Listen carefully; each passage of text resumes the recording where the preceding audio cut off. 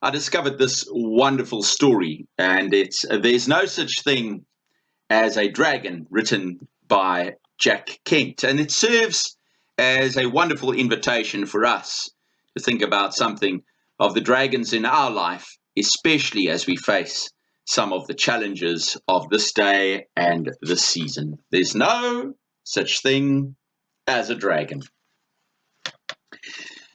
Billy Bixby was rather surprised when he woke up one morning and found a dragon in his room. It was a small dragon, about the size of a kitten. The dragon waved its tail happily when Billy patted its head. Billy went downstairs to tell his mother. "There's no such thing as a dragon," said Billy's mother, and she said it like she meant it. Billy went back to his room and began to dress. The dragon came close to Billy and wagged its tail, but Billy didn't pat it. If there's no such thing as something, it's silly to pat it on the head. Billy washed his face. He washed his hands. He went down to breakfast. The dragon went along. It was bigger now, almost the size of a dog. Billy sat down at the table. The dragon sat down on the table. The sort of thing was not usually allowed, but there wasn't much Billy's mother could do about it. She had already said there was no such thing as a dragon. And if there's no such thing as a dragon, you can't tell it to get down off the table, can you? Billy's mother made some pancakes for him, but the dragon ate them all. Mother made some more pancakes, but the dragon ate those too. Mother kept making pancakes till she ran out of batter. Billy only got one of them. He had to hide under the table to eat it. But he said, well, that's all I really wanted anyway. Billy went upstairs to brush his teeth. Mother started clearing the table. The dragon, who was quite as big as Mother by this time, made himself comfortable on the hall rug and went to sleep. By the time Billy came downstairs, the dragon had grown so much that he filled the entire entrance hall. Billy had to go around by way of the living room to get to where his mother was. "I didn't know dragons grew so fast," said Billy. "There's no such thing as a dragon," said Mother firmly.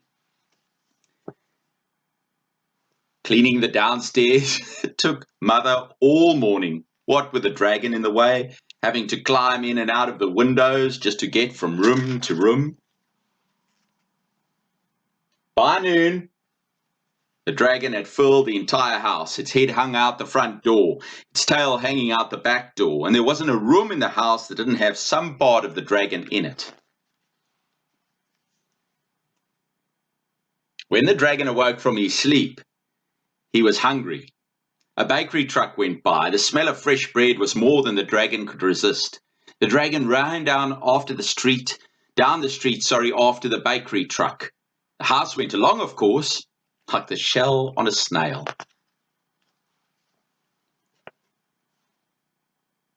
The mailman was just coming up the path with some mail for the Bixbys when their house rushed past him and headed down the street.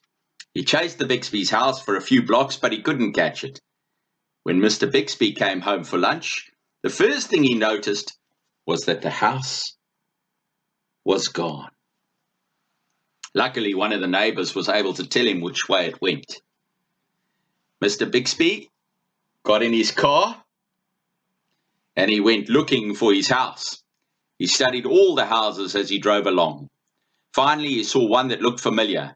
Billy and Mrs. Bixby were waving from an upstairs window. Mr. Bixby climbed over the dragon's head onto the porch roof and through the upstairs window. "How did this happen?" he asked. "It was the dragon," said Billy. "There's no such thing," Mother started to say.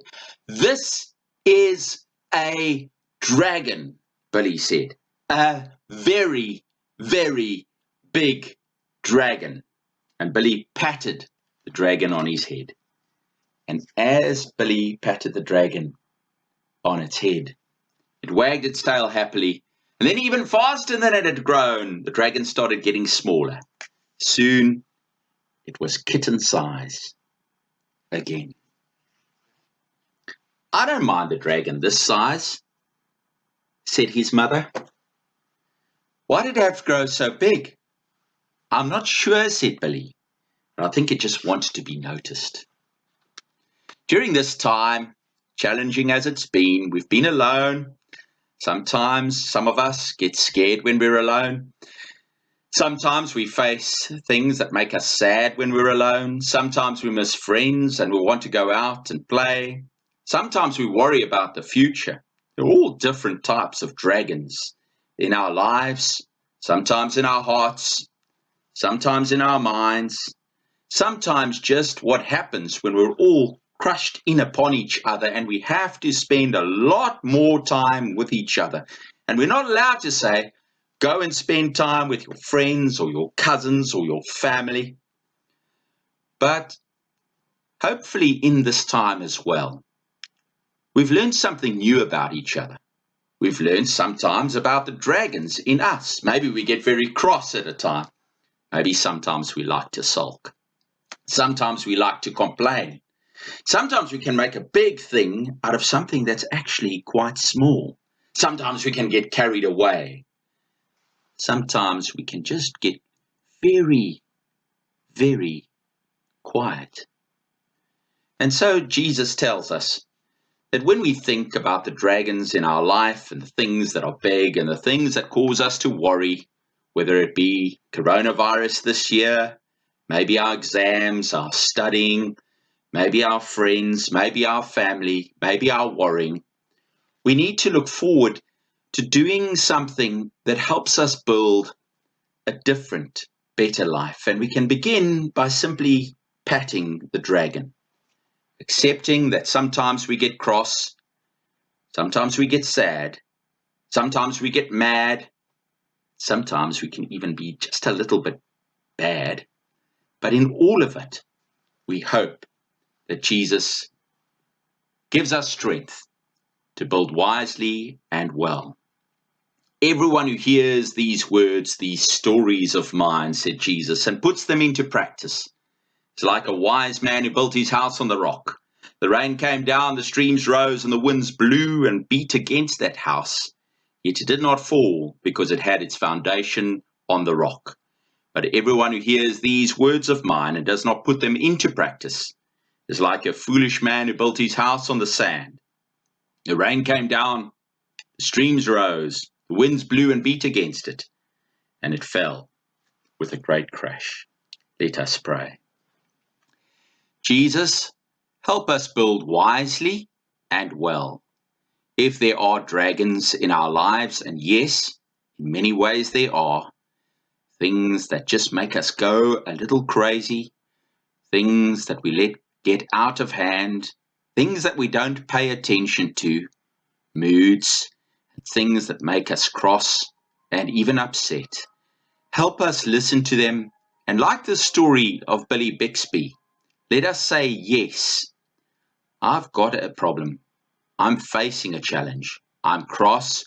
I'm sad, mad, whatever it is. Give us the strength to slowly pat the dragon's head and let it become as small as a kitten, and let it be hugged and loved by you. For these things we ask in your name.